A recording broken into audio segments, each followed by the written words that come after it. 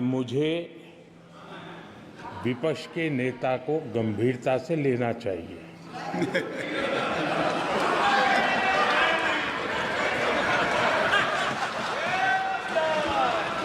Speaker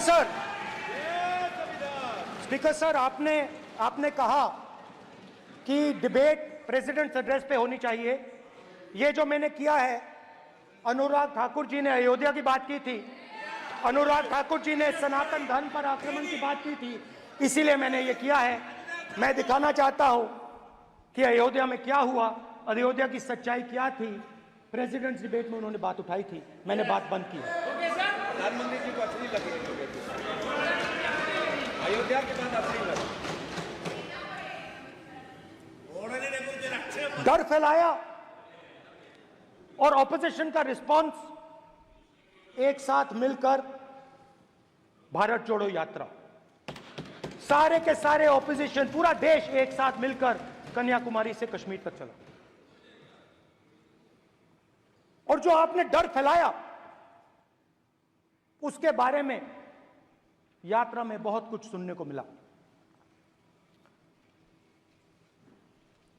अभी तक याद है, सुबह 7 बजे 7-8 बजे की बात थी, यात्रा में चल रहे थे, एक महिला आती है, हमारे साथ चलती है, मेरा हाथ पकड़ती है और घबराई हुई सी थी। तो मैंने पूछा क्या हुआ, वो मुझे कहती है मुझे मार रहा है,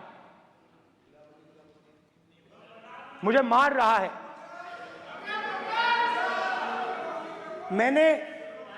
मैंने पूछा कौन मार रहा है, कौन मार रहा है?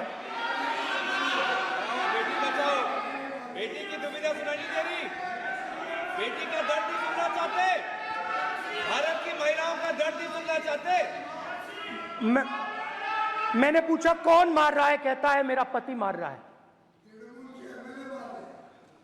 मैंने कहा क्यों? कहती है सुबह का खाना नहीं दे पाई। मैंने कहा क्यों? खरीद नहीं पाई, महंगाई है, महंगाई है, खरीद नहीं पाई, खाना नहीं पका पाई, इसलिए मुझे मार पिट रही है। मैंने कहा बहन क्या करूं, कैसे आपकी मदद करूं? कहती हैं आप कुछ मत कीजिए, आप कुछ मत कीजिए, आप सिर्फ ये बात याद रखिए कि महंगाई के कारण हिंदुस्तान में हजारों महिलाओं को सुबह पीटा जा रहा है। उसके शब्द हैं, मेरे शब्द नहीं हैं। गैस सिलेंडर, महंगाई, तो आपने गरीबों को, महिलाओं को डराने का काम किया। शिव जी कहते हैं डरो मत, डराओ मत। आपने हिंदुस्तान की महिलाओं को महंगाई से हर रोज डराया है। कुछ दिन पहले मैं पंजाब में अग्निवीर के परिवार से मिला, सुनिए अग्निवीर के परिवार से मिला। छोटा सा घर था, छोटा सा घर था।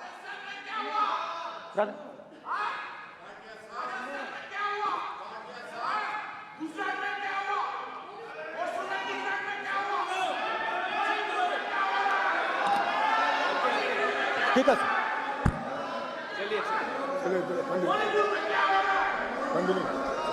छोटे से घर में अग्निवीर शहीद हुआ, लैंडमाइन ब्लास्ट में शहीद हुआ। मैं उसे शहीद कह रहा हूं, मगर हिंदुस्तान की सरकार उसे शहीद नहीं कहती। नरेंद्र मोदी उसे शहीद नहीं कहते हैं, नरेंद्र मोदी उसे अग्निवीर कहते हैं। उस घर को पेंशन नहीं मिलेगी, उस घर को कॉम्पेंसेशन नहीं मिलेगी, शहीद का दर्जा नहीं मिलेगा। और बेचारे बैठे हुए थे, 3 बहनें थी, एक साथ बैठी हुई थी, रो रही थी। आम जवान को पेंशन मिलेगी, जरूर दुख होगा, मगर हिंदुस्तान की सरकार आम जवान की मदद करेगी। मगर अग्निवीर को जवान नहीं कहा जा सकता। अग्निवीर यूज एंड थ्रो मजदूर है, और आप उससे कहते हो, उसको आप 6 महीने की ट्रेनिंग देते हो, 6 महीने की ट्रेनिंग देते हो। दूसरी तरफ चाइना के जवान को 5 साल की ट्रेनिंग मिलती है, राइफल लेकर उसके सामने खड़ा कर देते हो, उसके दिल में भय पैदा करते हो। एक जवान और दूसरे जवान के बीच में फूट डालते हो कि एक को पेंशन मिलेगी, एक को शहीद का दर्जा मिलेगा, दूसरे को नहीं मिलेगा, और फिर अपने आप को देशभक्त कहते हो। ये कैसे देशभक्त हैं?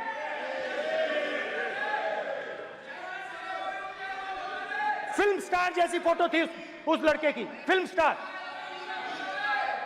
बॉलीवुड स्टार की फोटो थी। मैं सोच रहा था, देखो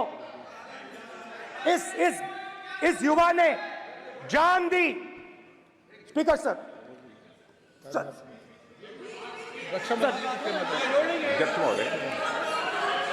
अध्यक्ष महोदय, एक आदमी सब पर भारी। अध्यक्ष महोदय, मैं नेता प्रतिपक्ष से अनुरोध करना चाहूंगा, गलत बयानी करके सदन को गुमराह करने नहीं की सर, कोशिश गलत नहीं है सर, गलत नहीं है सर, कर देना चाहता हूं कि गलत युद्ध नहीं है के सर। दौरान अथवा सीमाओं की सुरक्षा के दौरान यदि हमारा कोई अग्निवीर का जवान शहीद होता है तो उसके 1 करोड़ रुपए की धनराशि सहायता के रूप में उसके परिवार को मुहैया कराई जाती है। इस प्रकार की गलत बयानी से सभी को गुमराह करने की कोशिश नहीं की जानी चाहिए। संसद में अध्यक्ष।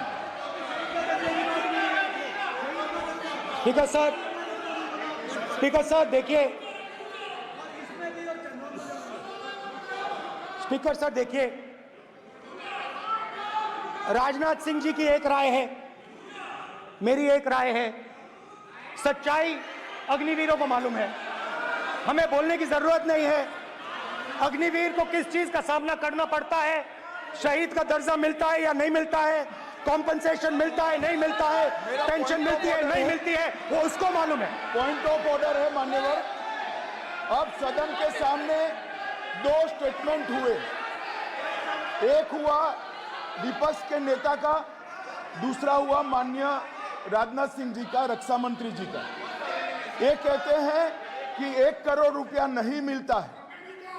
श्री राजनाथ सिंह ने अधिकृत रूप से कहा कि मारे जाने वाले अग्निवीर को जो शहीद होता है उसको 1 करोड़ रुपया मिलता है। उनको फैक्चुअल पोजीशन सदन पर रखनी चाहिए मान्यवर। ये सदन झूठ बोलने की जगह नहीं है मान्यवर, यहाँ सच बोलना चाहिए। और अगर ये नहीं रखते हैं तो उनको, ये सत्यापन नहीं करते अपने स्टेटमेंट का, तो उनको सदन और देश से और अग्निवीरों से माफी मांगनी चाहिए माननीय।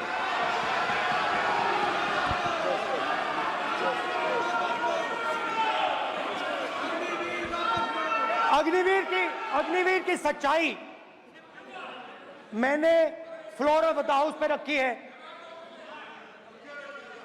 और राजनाथ सिंह जी ने भी कहा है, जो रियलिटी है वो हिंदुस्तान की सेना को मालूम है, वो अग्निवीरों को मालूम है। उनके कहने से या मेरे कहने से कोई फर्क नहीं पड़ता, सच्चाई तो उनको मालूम है, उनको मालूम है सच्चाई कौन बोल रहा है।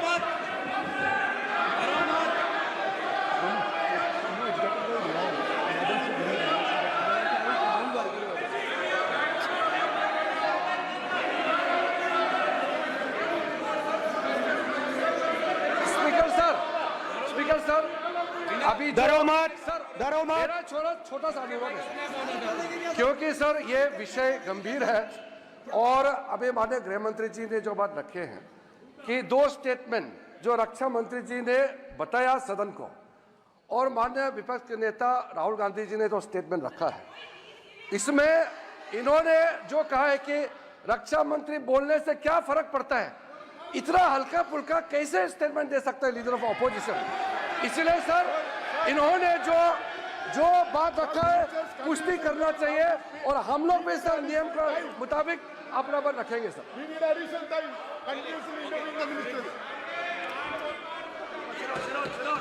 और स्पीकर सर और स्पीकर सर, देश की सेना जानती है, पूरा देश जानता है कि अग्निवीर स्कीम सेना का स्कीम नहीं है, पीएमओ का स्कीम है। और पूरी सेना जानती है कि स्कीम प्राइम मिनिस्टर का ब्रेन चाइल्ड था, स्कीम सेना का ब्रेन चाइल्ड नहीं था। जैसे नोटबंदी की गई वैसे ही आर्बिट्री तरीके से अध्यक्ष महोदय,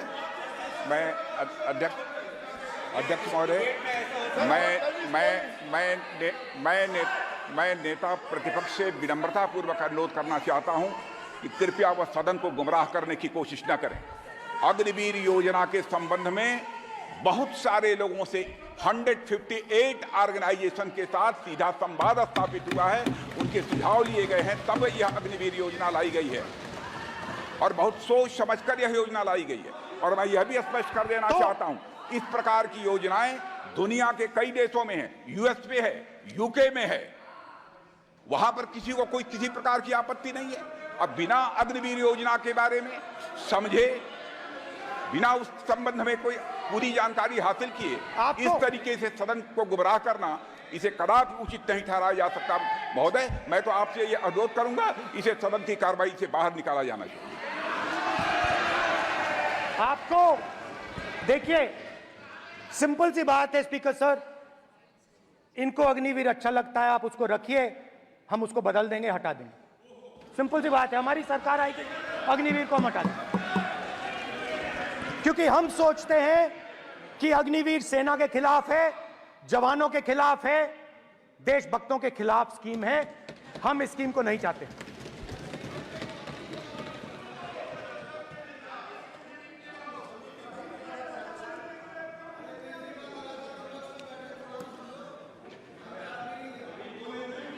पहली बार हिंदुस्तान की हिस्ट्री में जनता से स्टेट्स छीने गए हैं। जम्मू कश्मीर लद्दाख से आपने पहली बार स्टेट छीना है। मणिपुर को आपने सिविल वॉर में डुबा दिया है।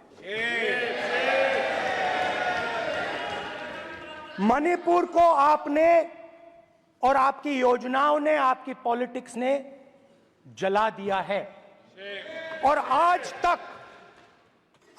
तक हिंदुस्तान के प्रधानमंत्री मणिपुर नहीं गए हैं। ऐसा लगता है कि मणिपुर हिंदुस्तान का प्रदेश नहीं है। प्रधानमंत्री के लिए मणिपुर स्टेट ही नहीं है। मणिपुर में सिविल वॉर हो ही नहीं रही है। और एक बार बयान दिया हमने, मतलब प्रेशर लगाया, हम गए, हमने प्रधानमंत्री से कहा एक मैसेज दे दीजिए, मणिपुर चले जाइए, जनता की वहां रक्षा कीजिए। नहीं,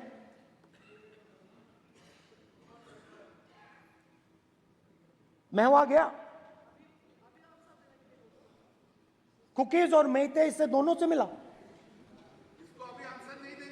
आज तक नहीं, आंसर नहीं मिलेगा, मिल नहीं सकता। मणिपुर इनके लिए हिंदुस्तान का प्रदेश ही नहीं है। मणिपुर है ही नहीं, मणिपुर है ही नहीं, ना होम मिनिस्टर के लिए ना प्रधानमंत्री के लिए, है ही नहीं, एग्जिस्ट नहीं करता, वो है ही नहीं। ना प्रधानमंत्री जाएंगे बोलेंगे कुछ नहीं, जैसे कुछ नहीं हुआ वहां पे। मैं रिलीफ कैंप में गया, एक औरत कांपती हुई, रोती हुई मुझे कहती है कि मैंने अपनी आंखों के सामने, हाँ मैं औरतों की बात कर सकता हूं, एक भाई मैं कर सकता हूं, एक भाई कर्तव्य निभा रहा। आप अपने संगठन में महिलाओं को नहीं डालते हो, मगर मैं औरतों की बात कर सकता हूं।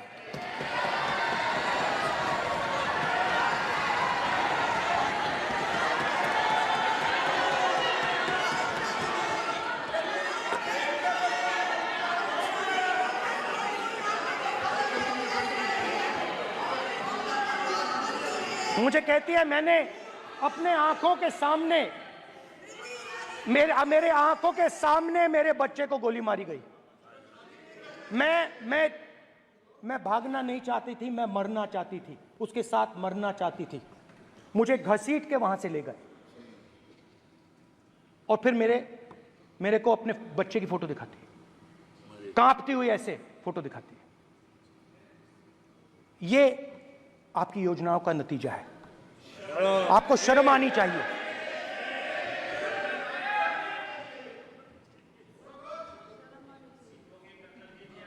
एक दिन प्रधानमंत्री 8 बजे कहते हैं, पता नहीं फाइन ट्यूनिंग हो गई भगवान के साथ, डायरेक्ट मैसेज भगवान। सर ने बोला है, सर प्रधानमंत्री ने ये बोला है, ये मैं नहीं बोल रहा हूं, प्रधानमंत्री ने बोला है कि मेरा डायरेक्ट कनेक्शन है भगवान के साथ। मैंने नहीं बोला, मैंने नहीं बोला।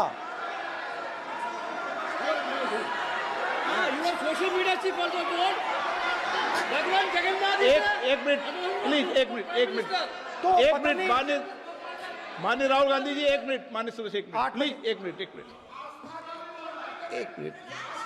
मिनट रविशंकर जी प्लीज, एक मिनट। माननीय सदस्यगण, आप वरिष्ठ नेता हैं, सदन के नेता होते माननीय प्रधानमंत्री जी, और हम सबको माननीय प्रधानमंत्री जी का सम्मान करना चाहिए। ये सदन में हमेशा उच्च कोटि की परंपरा मर्यादा रही है। नो सर नहीं, गौरव अगर आपको स्पीकर सर, मैं पुरानी पार्टी है। गौरव स्पीकर सर, मैं रिस्पेक्ट कर रहा हूं। ये प्रधानमंत्री के शब्द हैं, मेरे शब्द नहीं हैं। ये प्रधानमंत्री जी ने कहा है, पब्लिक में मीडिया को कहा है कि मैं बायोलॉजिकल नहीं हूं, मेरा डायरेक्ट कनेक्शन भगवान के साथ है। मैं नहीं बोल रहा हूं, प्रधानमंत्री मोदी जी ने बोला है। तो पता नहीं उस टाइम 8 बजे भगवान का मैसेज आया होगा हिंदुस्तान, वही। मगर फिर श्री राम ने आपको दूसरा मैसेज दे दिया अयोध्या में। भगवान का मैसेज आया होगा, मोदी जी नोटबंदी कर दीजिए। नोटबंदी कर दिया, डायरेक्ट ऊपर से आया मैसेज, ऑर्डर आया खटाक। और अलग अलग ऑर्डर आते हैं। अदानी जी वाला ऑर्डर आता है, बंबई एयरपोर्ट अदानी जी को ऊपर से ऑर्डर आता है, खटाखट ऑर्डर आते हैं। तो नोटबंदी कर दी। स्मॉल और मीडियम बिजनेसेस जो हैं, जो हिंदुस्तान की रोजगार की रीढ़ की हड्डी है, बैकबोन है, उड़ा दिया, खत्म कर दिया। आज नतीजा यह है कि ये जो भी करना चाहे करें, हिंदुस्तान के युवाओं को रोजगार नहीं मिल सकता। Job creation backbone is broken, finish, खत्म। नोटबंदी की, गलत जीएसटी लागू की, उड़ा दिया। अब मैं सोचता हूं, पहले मैं सोचता था ये पता नहीं कैसे हुआ, अब मैं समझता हूं कि ये अदानी जी, अंबानी जी जैसे लोगों के लिए किया गया। ये रास्ता साफ करने का तरीका था, रास्ता साफ करने का तरीका था। इनकम टैक्स डिपार्टमेंट उनके पीछे पड़ा रहता है। जीएसटी, डिमोनेटाइजेशन, 24 घंटा उनको तंग करते हैं। उनके कैश फ्लो को रिस्ट्रिक्ट करने की कोशिश करते हैं, कैश फ्लो को क्रश करने की कोशिश करते हैं कि वो परे हट जाएं और अरबपति उनकी जगह ले लें। आप किसी भी छोटे व्यापारी से पूछ लो, किसी भी स्मॉल मीडियम बिजनेस ओनर से पूछ लो, ये आपको बता देगा। गुजरात में मैं गया, टेक्सटाइल ओनर्स के साथ मेरी बात हुई। मैंने उनसे पूछा नोटबंदी क्यों हुई, जीएसटी क्यों हुई? साफ बोला अरबपतियों की मदद करने के लिए जीएसटी और नोटबंदी की गई है। नरेंद्र मोदी जी अरबपतियों के लिए काम करते हैं, सीधी सी बात। मैं जाता रहता हूं और आपको गुजरात में हराएंगे इस बार।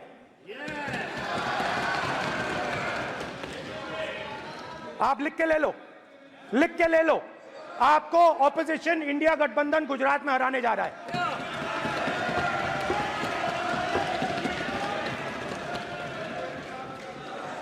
किसानों को डराने के लिए लैंड एक्विजिशन बिल जो हम लाए थे, उनकी जमीन की रक्षा करने के लिए, उनको सही कॉम्पनसेशन देने के लिए, उसको आपने खत्म कर दिया। यहां कोशिश की, कर नहीं पाए तो स्टेट्स में खत्म कर दिया, खत्म कर दिया। हर स्टेट में आपने खत्म कर दिया है। अगर आप जानते नहीं हो, चेक कर लो। हर स्टेट में, हर स्टेट में, हर भाजपा की स्टेट में खत्म कर दिया। सर हर भाजपा रूल स्टेट में खत्म किया है, हर भाजपा की रूल स्टेट में खत्म किया है, हर भाजपा की रूल स्टेट में खत्म किया है। स्पीकर सर,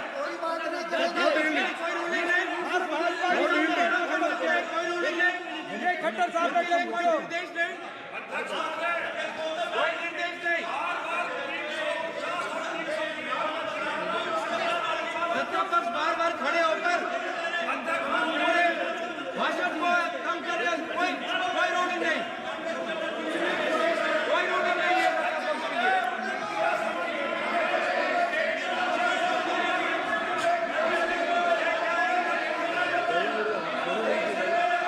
कोई रूलिंग नहीं है। इनको बैठने के लिए नहीं कहा जा रहा, इनको बैठने के लिए नहीं कहा जा रहा, इनको बैठने के लिए नहीं कहा जा रहा। सत्ता पक्ष डिस्टर्ब कर रही है सर। अध्यक्ष महोदय सत्ता पक्ष डिस्टर्ब कर रहे हैं, अध्यक्ष महोदय सत्ता पक्ष डिस्टर्ब कर रहे हैं। किसानों को, ये देखिए सर, ये देखिए just give me a list of BJP state. आप किताब लेके क्यों खड़े हो? कानून बनाना चाहते हो? आप क्या बोलना चाहते हैं, कानून से बताओ। स्पीकर का डायरेक्शन है सर, स्पीकर का डायरेक्शन 115, और वो ये कहता है सर, वो ये कहता है कि कोई भी मेंबर यदि अपनी बातें कहना चाहता है, जैसे अग्निवीर के बारे में उन्होंने कहा या स्टेट के बारे में कहा, उनको ऑथेंटिकेट करना पड़ेगा, नहीं तो माफी मांगनी पड़ेगी। ये आपका डायरेक्शन है 115(1) और 115(2). इसीलिए वो जो बातें कह रहे हैं उसको ऑथेंटिकेट करें, चाहे अग्निवीर के लिए चाहे वो किसानों के लिए कह रहे सर। ये आपका डायरेक्शन है।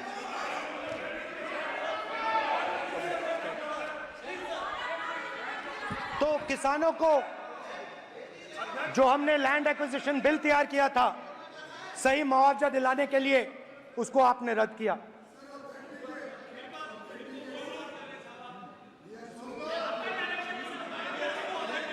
विल ऑथेंटिकेट कर देंगे, ऑथेंटिकेट कर देंगे। कर देंगे हम ऑथेंटिकेट, बैठ जाओ, कर देंगे ऑथेंटिकेट। उसके बाद किसानों को डराने के लिए, याद रखिए, शिव जी कहते हैं डरो मत, डराओ मत। किसानों को डराने के लिए आप 3 नए कानून लाए। प्रधानमंत्री ने उनसे कहा कि ये आपके फायदे के कानून हैं। सच्चाई थी कि वो अदानी जी, अंबानी जी के फायदे के कानून थे। हिंदुस्तान के सारे किसान खड़े हो जाते हैं। आज तक सड़क ब्लॉक है। अगर आप वहां जाएंगे, आज तक आपको दिखेगा कि वो सड़क जिस पे किसान आए थे, वो आज तक बंद पड़ी हुई है। हरियाणा में 2 जगह किसान खड़े हो गए, कहते हैं नहीं, ये हमारा नहीं है। आप हमारे से हमारी मेहनत का फल छीनना चाहते हो, हम इस बात को एक्सेप्ट नहीं करेंगे। आप उनसे बात नहीं करते, आप उनको कहते हो, आप बात नहीं करते।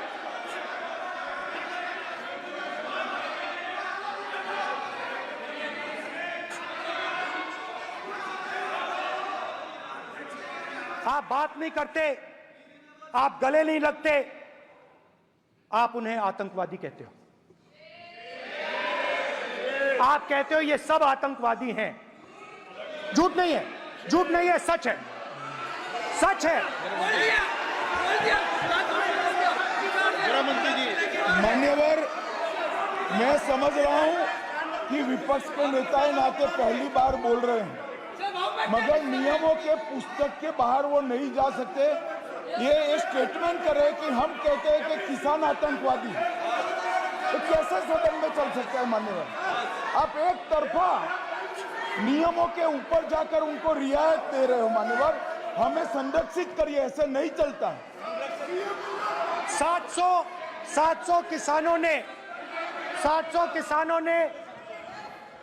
किसान शहीद हुए। हमने इस हाउस में कहा कि किसानों के लिए मौन होना चाहिए, आपने मौन नहीं होने दिया। आपने कहा ये किसान नहीं है, आपके मुताबिक ये किसान नहीं थे, ये आतंकवादी थे। देखिए आपकी एलाय सिर हिला रही हैं, वो भी सहमत हैं। कौर जी सहमत हैं। देखिए हमारी जरूरत नहीं है, वो सहमत है आपसे, वो सहमत है। माननीय बोला था नो, माननीय सदस्य, एक शब्द भी उधर नहीं सर। किसान क्या मांग रहा है सर? स्पीकर सर, माननीय सदस्य, स्पीकर सर, किसान क्या मांग, सॉरी, मेरा ये आग्रह है, आपकी पार्टी का समय नहीं बचेगा। दोगे पूरा?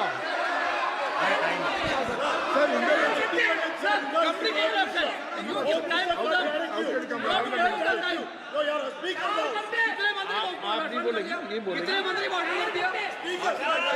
सर। और आप तो सर और स्पीकर सर, आप तो किताब स्पीकर सर, किसानों ने, स्पीकर सर किसानों ने मांगा क्या? स्पीकर सर किसानों ने मांगा क्या? स्पीकर ने सिर्फ किसानों ने सिर्फ ये कहा कि अगर 16 लाख करोड़ रुपए अरबपतियों का कर्जा माफ हो सकता है तो हमारा भी थोड़ा सा कर दीजिए। किसान ने यह कहा कि हर प्रोडक्ट के लिए सही प्राइस मिलती है, हमें भी एमएसपी दे दीजिए। और आप लोगों ने कहा किसान का कर्जा माफ नहीं होगा और एमएसपी नहीं मिलेगी।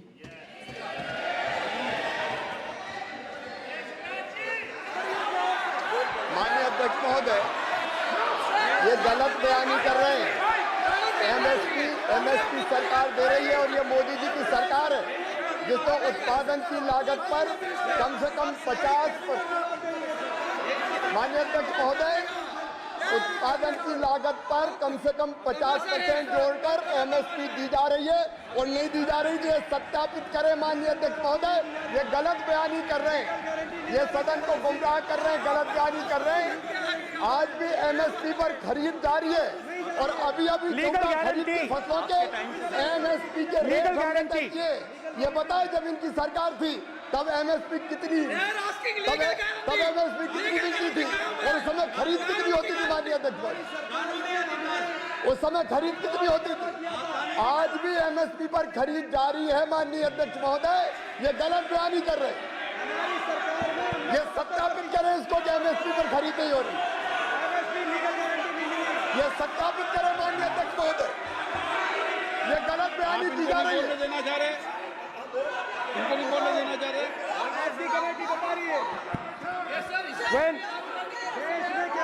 स्पीकर सर, एमएसपी जब मैं speaker sir, MSP with legal guarantee, speaker sir, the issue is MSP with legal guarantee, not just MSP. MSP is being given. The issue is Kisans want MSP with legal guarantee, which you are not ready to give them. तो किसानों में आपने डर डाला, भय डाला, महिलाओं में महंगाई, गैस सिलेंडर, सेना में अग्निवीर, हर व्यक्ति के लिए आप लोगों ने भय का कोई ना कोई पैकेज दिया, गिफ्ट दिया, तोहफा दिया। स्टूडेंट्स की बात करते हैं। जो आप 2000 साल पहले की बात करते हो, थोड़ी सी भविष्य की भी बात कर देते हैं, इंडिया के फ्यूचर की बात कर देते हैं। रोजगार तो आपने खत्म कर दिया, नोटबंदी, जीएसटी, जो आपने स्मॉल एंड मीडियम बिजनेसेस थे उनको खत्म करके, युवाओं को आर्मी में अपॉर्चुनिटी मिलती थी, अग्निवीर उनके लिए आपने दे दिया, वो खत्म कर दिया, रास्ता ब्लॉक कर दिया। पब्लिक सेक्टर को आप प्राइवेटाइज करते हैं, वो रास्ता बंद कर दिया। और अब एक नया फैशन निकला है, नीट।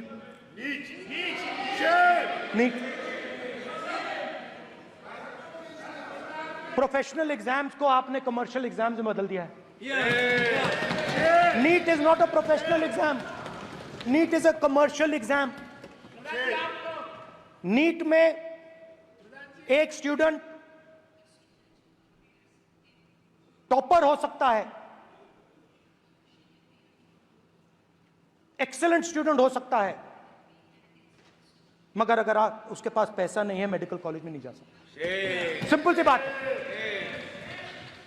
नीट का पास मार्क 22% है। वो पूरा का पूरा एग्जाम, सर एजुकेशन मिनिस्टर को अलाउ, पूरा का पूरा एग्जाम अमीर बच्चों के लिए बनाया गया है। कोटा में पूरे के पूरे एग्जाम को आपने सेंट्रलाइज किया। हजारों करोड़ रुपए बन रहे हैं, हजारों करोड़ रुपए बन रहे हैं। और कमर्शियल पेपर जो आपने बना रखे हैं, कमर्शियल एग्जाम्स, 7 साल में 70 बार पेपर लीक। प्रेसिडेंट्स एड्रेस में ना नीट की बात होगी, ना अग्निवीर की बात होगी, ये बातें नहीं होंगी। और हमने कहा, हम स्पीकर सर, हमने कहा कि एक दिन का डिस्कशन अलाउ कर दीजिए। हम आपके साथ खड़े होकर इसको रिजॉल्व करना चाहते हैं। इंस्टीट्यूशनल फेलियर है, हम आपकी मदद करना चाहते हैं, रिजॉल्व करना चाहते हैं। सरकार कहती है नहीं, डिस्कशन नहीं होगा, भविष्य का डिस्कशन हो ही नहीं सकता। तो ये हालत है। जहां भी ये देखते हैं, ये सोचते हैं कि भाई भय कैसे पैदा करें, माइनॉरिटीज को डराते हैं। नहीं, कांग्रेस नहीं डरती आपसे, आप कांग्रेस से डरते हो।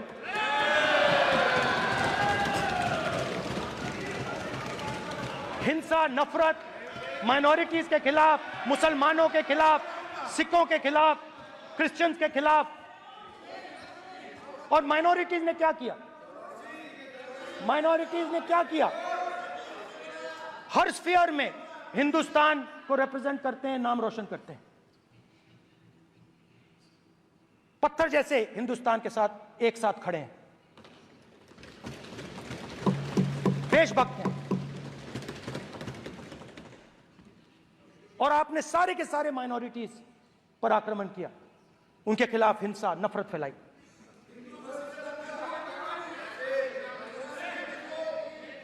तो शिव जी कहते हैं, सर देखिए मेरा वो हटा दिया आपने सर, वो देखिए सर हटा दिया, कैमरा से हटा दिया। चेहरा देखिए, चेहरा सदस्य, सर देखिए वापस आ गया सर, हटाओ सदस्य।